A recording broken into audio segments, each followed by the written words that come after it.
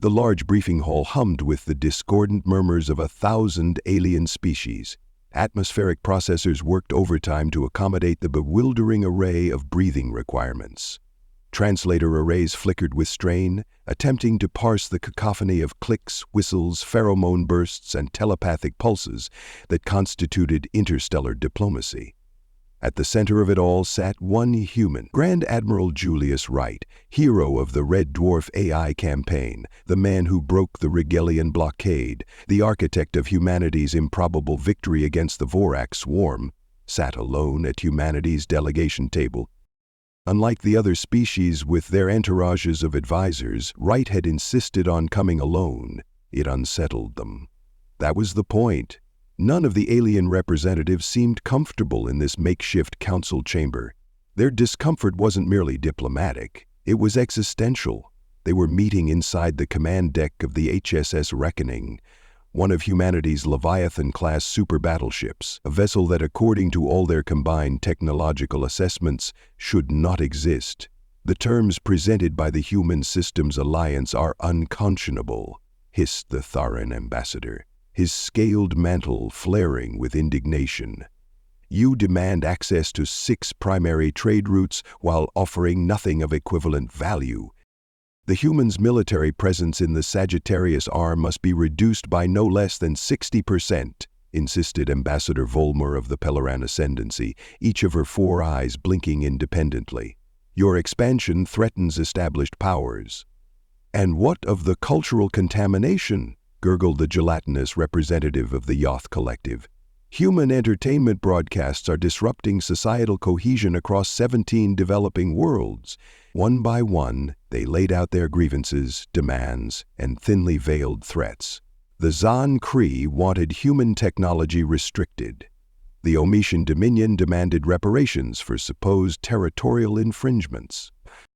The Coalition of Silicon Minds insisted on censorship of human AI research. Wright listened impassively, hands folded before him, the stars and bars of humanity's military decorating his midnight blue uniform. His weathered face, scarred from a dozen battles across as many worlds, betrayed nothing.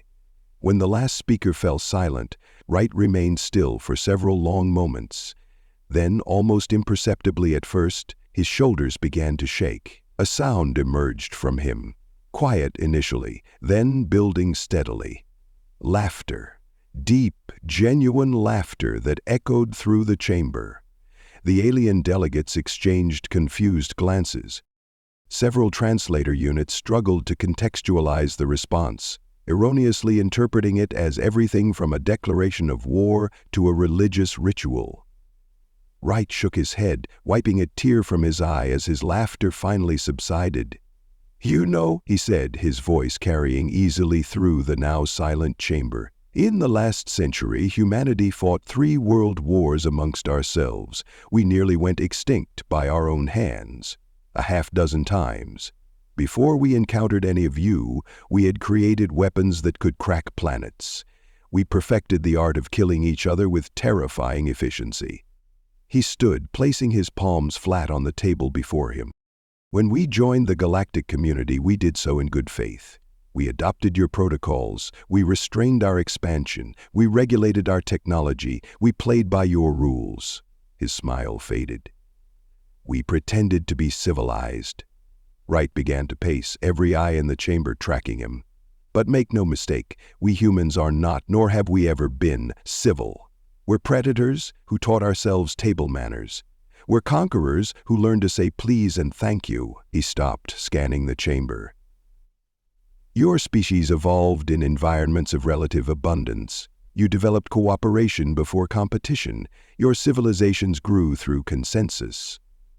He smiled, but there was something primeval behind it. Humanity was forged in scarcity. We competed before we cooperated. Our history is written in blood, mostly our own.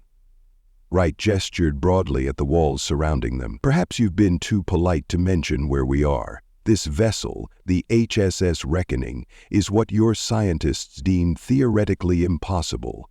The power requirements alone would collapse a star, they said. The structural integrity wouldn't hold, they insisted. The computational demands would require an AI beyond safe parameters, they warned.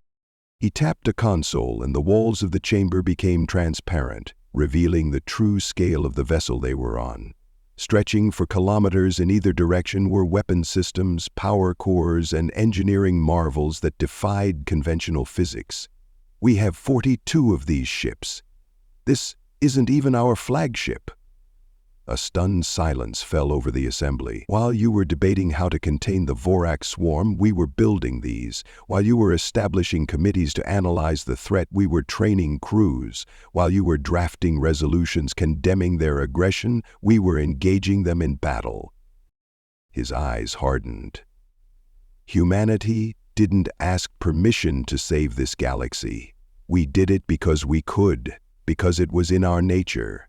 And now we're not asking for trade routes or military presence or cultural exchange. We're informing you of how things will be.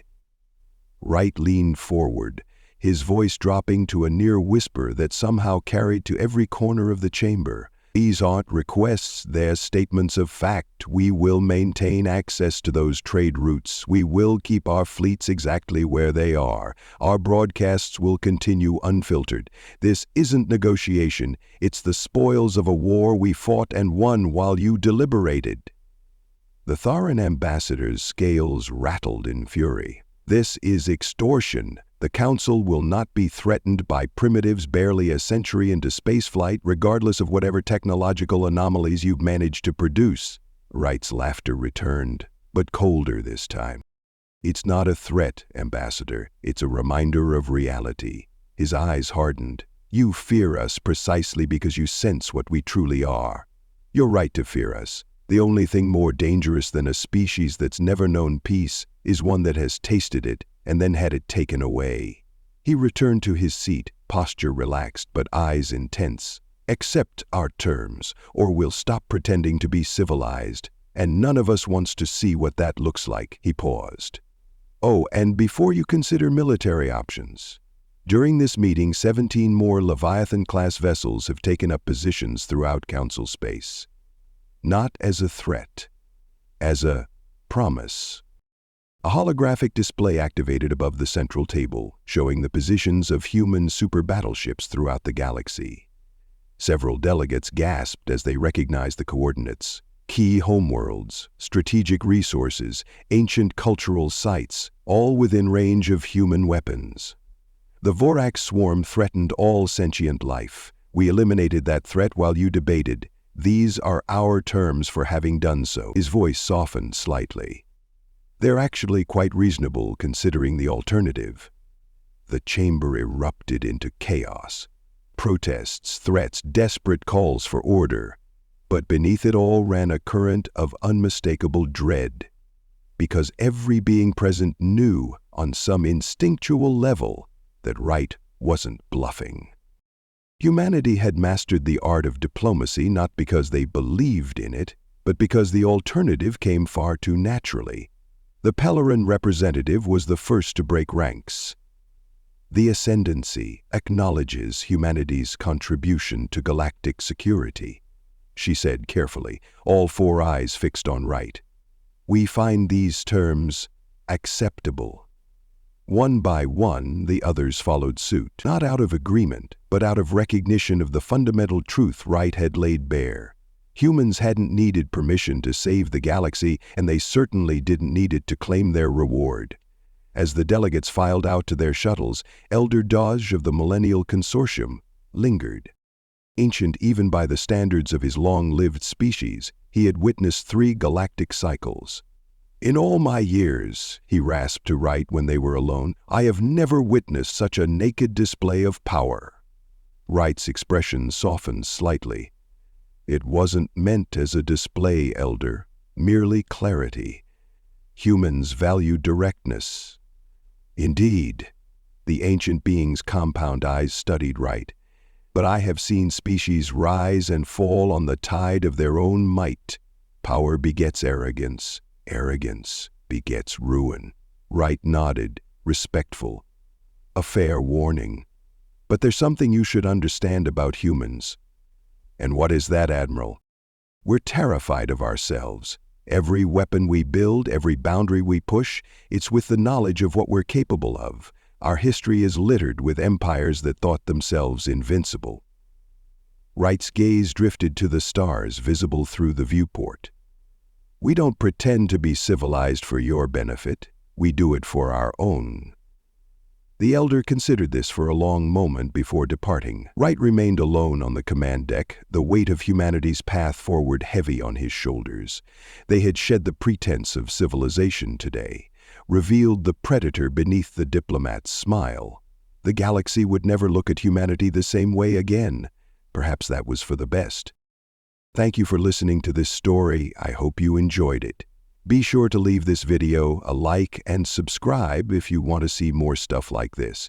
Video shares, memberships, and super thanks help the channel grow as well, so feel free to partner with this channel in that way as we grow. With that all said, thank you again for listening to the story, and thank you for your time. On the left side of your screen are some videos I think you might be interested in. I hope to see you in the next one.